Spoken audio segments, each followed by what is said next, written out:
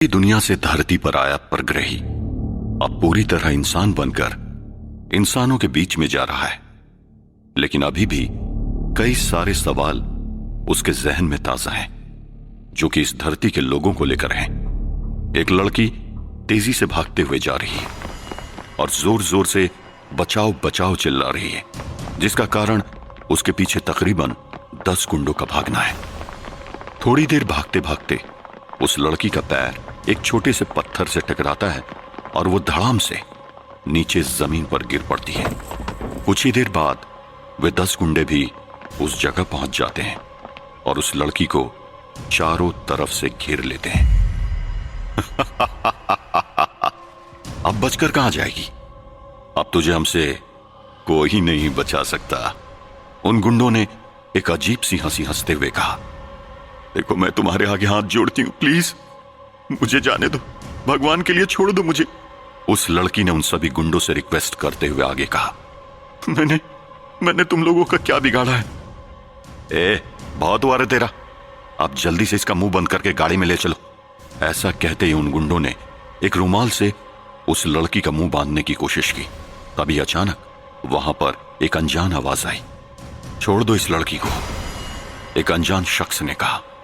वो अनजान शख्स कोई और नहीं बल्कि इंसान के भेष में वही परग्रही है जो आज ही इस धरती पर आया है। हे लड़के, कौन है रे तू? खैर जो भी है, चुपचाप यहां से निकल ले, वरना बेवजह पिट जाएगा हमसे, उन गुंडों के लीडर ने धमकाते हुए बोला। कौन किसके हाथ से पिटेगा ये तो वक्त बताएगा, लेकिन तुम्हारी भलाई इसी में है कि तुम इस लड़की को छोड़ दो, वरना तुम्हारे लिए अच्छा नहीं होगा, उस परग्रही ने जवाब में कहा। उसके इतना कहने पर 2 लड़के तेजी से उसकी ओर आए। नहीं तो क्या बे, नहीं तो क्या, तुझे सुनाई नहीं दिया? हमारे बॉस ने तुझसे क्या कहा? बेटा तेरे भलाई के लिए बोल रहे हैं, अगर तू सीधे तरीके से यहां से नहीं गया ना तो अपनी जान से हाथ धो बैठेगा, उन 2 गुंडों ने उस लड़के को धमकाते हुए कहा। अगर मैं फिर भी नहीं गया तो, उस परग्रही ने अपने ही अंदाज में जवाब दिया। इतने में उन 2 लड़कों ने उस परग्रही पर अटैक कर दिया, लेकिन बिजली की तेजी से बचते हुए उस परग्रही ने बड़ी जल्दी उन 2 गुंडों को धूल चटा दी।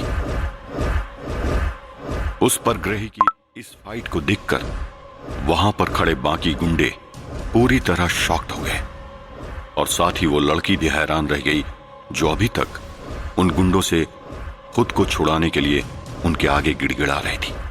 अगले ही पल वो परग्रही उन सभी गुंडों को एक एक करके पीटने लगा और देखते ही देखते उसने सभी गुंडों की हालत पतली कर दी। थोड़ी देर में वहां पर भीड़ जमा हो गई। उस लड़के को, जो कि एक परग्रही था, उसको इतने गुंडों को एक साथ मारते हुए रोमा भीड़ में खड़े होकर देख रहा था, जिसे वो लड़का अभी थोड़ा अलग लग रहा था। बहुत बेहतरीन, लड़के ने तो कमाल कर दिया। धरती पर सुपर अर्जुन के अलावा ऐसे लोग भी हैं, देखकर अच्छा लगा, रोमा अपने मन में सोचते हुए कहता है।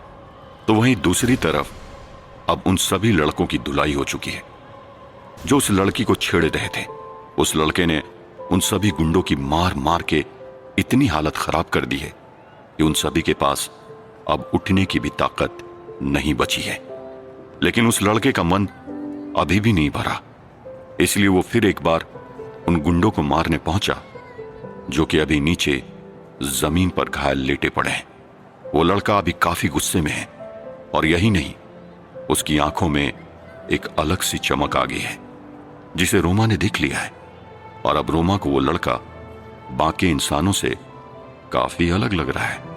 वो लड़का उन गुंडों को वापस से मारने के लिए आगे बढ़ा ही था कि इतने में उस लड़की ने उस लड़के को आगे कुछ करने से रोक दिया। रुक जा, छोड़ दो इन्हें, इन्हें इनके किए की सजा मिल चुकी है, उस लड़की ने उस लड़के से कहा।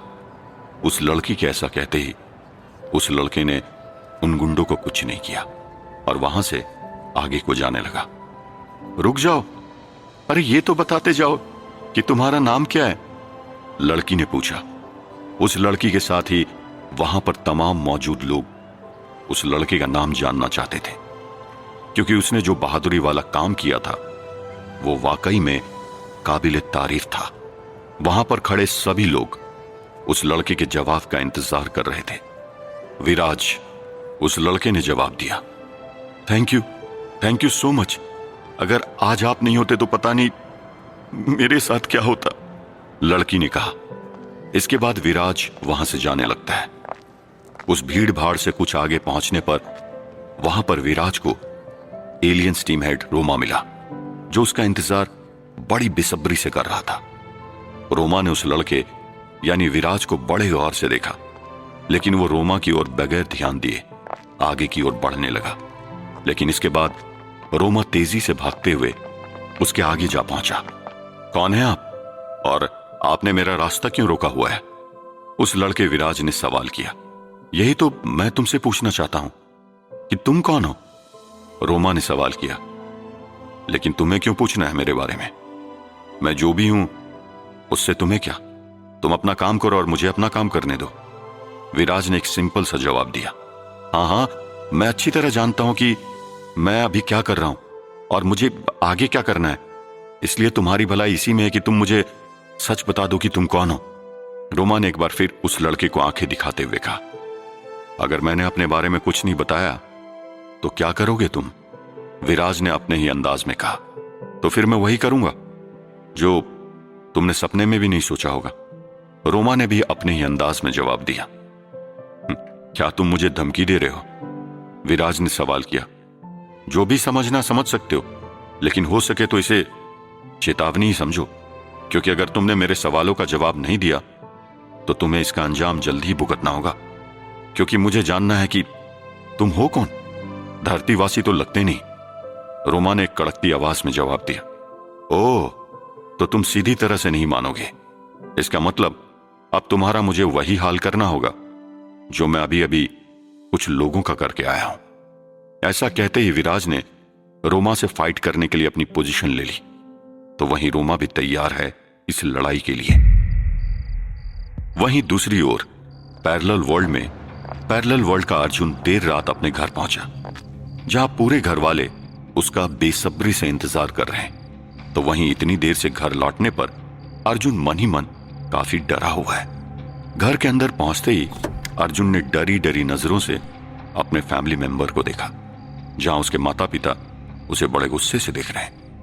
ओह, तो आखिर आ ही गए आप जनाब। अब आ ही गए तो आराम से कुर्सी पर बैठ जाइए, मैं आपके पैर दबा देता हूं, बहुत थक गए होंगे ना आप, देव गुस्से से कहता है। लेकिन देव की इस बात का अर्जुन कोई भी जवाब नहीं देता और अपना सिर नीचे झुकाए रहता है। अब बोलता क्यों नहीं, इतनी देर क्यों लगा दे आने में, तुझे मैंने गैराज का सामान लाने के लिए भेजा था ना मार्केट, उसका क्या हुआ, देव ने अर्जुन को डांटते हुए कहा। वो पापा, ये रहा सामान, अर्जुन एक छोटे से बॉक्स को देव को पकड़ाते हुए कहता है। पर मैंने तो तुझसे कहा था कि टाइम पर आ जाना, लेकिन इतनी लेट क्यों लगा दी तूने, सच सच बता, कहां गायब था इतनी रात तक, देव ने एक बार फिर गुस्से में पूछा। अब मैं क्या बताऊं पापा को, क्या जवाब दूं इसका, उस दूसरी दुनिया के अर्जुन के बारे में भी तो पापा से कुछ नहीं कह सकता, और काम्या के बारे में भी कुछ नहीं बता सकता मैं, अपने मन ही मन सोचते हुए अर्जुन कहता है। क्या हुआ तुझे, अरे जवाब क्यों नहीं देता मेरी बातों का, बता, जब मैंने तुझे सामान लेने भेजा था तो तू इतनी लेट से क्यों आया, देव ने फिर एक बार गुस्से से आग बबूला होते हुए कहा। वो पापा, मैं किसी की हेल्प करने के लिए रास्ते में रुक गया था, इसीलिए मुझे लेट हो गई, अर्जुन ने झूठ मूठ का जवाब दिया। किसकी मदद करने के लिए, देख अर्जुन, तू मुझसे झूठ मत बोल, मुझे सब पता है, तू अपने दोस्तों के साथ मौज मस्ती कर रहा होगा ना कहीं, देव चिल्लाते हुए बोला, और अगले ही पल उसे एक जोरदार थप्पड़ जड़ दिया।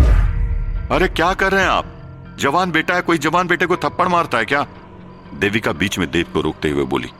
ये सब तुम्हारे लाड़ प्यार के कारण हो रहा है, अरे अब इतना बड़ा हो चुका है और इसे अपनी जिम्मेदारी का एहसास ही नहीं है, क्या नहीं कर रहा हूं मैं इसके लिए, इसे खिला रहा हूं, पिला रहा हूं, कॉलेज भेज रहा हूं पढ़ाई करने के लिए, और इसे देखो इसके ये हाल है, देव ने कहा। नहीं पापा, मुझे बेशक लेट हुई है घर आने में, लेकिन मैं कोई मौज मस्ती नहीं कर रहा था, अर्जुन रोते हुए बोला। रहने दे, मुझे लगता है तू जिंदगी भर ऐसे ही रहेगा, तुझे तो फिक्र ही नहीं है ना अपने माता पिता की, तो ठीक है, एक बात कान खोलकर सुन ले, कल से तेरा कॉलेज वॉलेज जाना बंद, अब सारा दिन मेरे साथ गैराज में काम करेगा तू, तब अकल ठिकाने आएगी तेरी। ऐसा कहते ही देव गुस्से से अपने कमरे की ओर चला गया। मां, मैं सच कह रहा हूं, मैंने ऐसा कुछ नहीं किया जिससे आप दोनों के दिल को ठेस पहुंचे। आप मेरा यकीन करिए मां, मैंने ऐसा कुछ नहीं किया। अर्जुन अपनी मां के सामने गिड़गिड़ाते हुए बोला, बेटा क्यों करता है तू ऐसा? तुझे कई बार समझाया है ना हमने कि ये आवारागर्दी करना छोड़ दे। देख जरा अपने पापा को, कितना मेहनत करते हैं ताकि हमारा पालन पोषण कर सके और तुझे कैसे पढ़ा सके, लेकिन तू है कि अभी भी बाज नहीं आया है। ऐसा कहते ही देविका वहां से चली गई। मैं घर वालों की नजर में बुरा बनते जा रहा हूं और अब पापा ने तो मुझे कॉलेज जाने के लिए भी मना कर दिया और मेरी साइकिल वो भी अर्जुन के पास रहेगी। अगर पापा को ये बात पता चली कि मैं साइकिल भी घर नहीं लाया तो फिर तो मेरी बैंड बजनी तय है। अर्जुन ने खुद से बातें करते हुए कहा। उधर रियल वर्ल्ड में रोमा और विराज आमने सामने हैं, जो कि अब तैयार है एक नई लड़ाई के लिए। सबसे पहला वार रोमा विराज के ऊपर करता है। एक जोरदार पंच विराज के फेस पर जड़ देता है, जिससे विराज को बस रत्ती भर फर्क पड़ता है। यह देखकर रोमा चौंक उठता है, क्योंकि उसके पंच का वार काफी तेज था, लेकिन बावजूद इसके विराज पर उसका कुछ भी असर नहीं हुआ। रोमा उसके बाद लगातार विराज के फेस पर अपने पंजों की बौछार करना शुरू कर देता है। लगातार विराज के ऊपर अटैक कर अब रोमा थकने लगा है, तो वहीं विराज अभी भी ज्यों का त्यों ही खड़ा है। उसके चेहरे पर जरा भी थकान के भाव नहीं है। रोमा अगले ही पल जैसे तैसे हिम्मत करके फिर एक बार अपने पंच से विराज के ऊपर अटैक करता है, लेकिन इस बार विराज उसके पंच को अपने बाएं हाथ से पकड़ लेता है। अपने दाहिने हाथ से एक जोरदार अटैक रोमा के ऊपर करता है और उस अटैक से रोमा जमीन पर जा गिरता है। अगले पल विराज के वार से खुद को उभारते हुए रोमा फिर एक बार दोबारा से उठकर विराज के सामने खड़ा हो जाता है, लेकिन इस बार फिर विराज एक और जोरदार पंच रोमा को जड़ता है। रोमा धड़ाम से जमीन पर गिर पड़ता है। अब रोमा घायल हो चुका है। उसे समझ नहीं आ रहा है कि वो विराज का सामना कैसे करे। तभी अचानक इतने में रोमा की नजर एक लोहे के डंडे पर जाती है, जो कि नीचे पड़ा हुआ है। रोमा फिर एक बार जैसे तैसे हिम्मत करके लोहे के डंडे को उठाता है और दोबारा से लड़खड़ाते हुए उठकर उस लोहे के डंडे से विराज के ऊपर एक जोरदार अटैक करता है। लेकिन ये क्या, उस लोहे के डंडे से विराज के ऊपर किए गए हमले से उसे तो कुछ फर्क ही नहीं पड़ा, लेकिन वो लोहे का डंडा टेढ़ा हो गया, जो कि हैरानी की बात है। हैं? ये कैसे हो सकता है? इसके अटैक तो बिल्कुल सुपर अर्जुन जैसे हैं। मेरा हर एक अटैक इस पर कोई असर ही नहीं कर रहा है, तो वहीं इसकी स्पीड बहुत तेज है। ये कब मेरे ऊपर अटैक कर दे रहा है कुछ पता ही नहीं चल रहा है। कहीं ये भी डॉक्टर जूल का कोई क्रिएशन तो नहीं? नहीं, अगर ये डॉक्टर जूल का कोई शैतानी क्रिएशन होता तो उस लड़की की मदद क्यों करता? रोमा अपने मन में सोचते हुए कहता है। रोमा अभी विराज को देखकर हैरान है, क्योंकि अभी लाख कोशिश करने के बावजूद भी वो विराज से लड़ाई में जीत नहीं पाया। रोमा अभी विराज के बारे में कुछ सोच रहा है, तभी अचानक वहां पर तेजी से हवाएं चलने लगती है और उस हवा से काफी सारी धूल उड़नी शुरू हो जाती है। अब वो धूल उड़कर रोमा की आंखों में चुभनी शुरू हो जाती है। तकरीबन 5 मिनट तक वहां पर धूल उड़ने का सिलसिला चलता रहता है और फिर 5 मिनट बाद जब रोमा ने आंखें खोली, तब उसने पाया कि वहां पर से वो लड़का विराज गायब हो चुका है। अभी तो यहीं पे था, पर अचानक कहां चला गया? खैर, उससे लड़ाई करके इस बात का तो पता चल गया है कि हो न हो, ये इस धरती का नहीं है। अगर ये लड़का इस धरती का नहीं है तो ये जरूर डॉक्टर जूल का क्रिएशन होगा। लेकिन अगर ये डॉक्टर जूल का क्रिएशन होता तो मुझे घायल करके वापस क्यों लौट जाता? ये चाहता तो मुझे मार भी सकता था। कुछ समझ नहीं आ रहा है कि मेरे साथ हो क्या रहा है।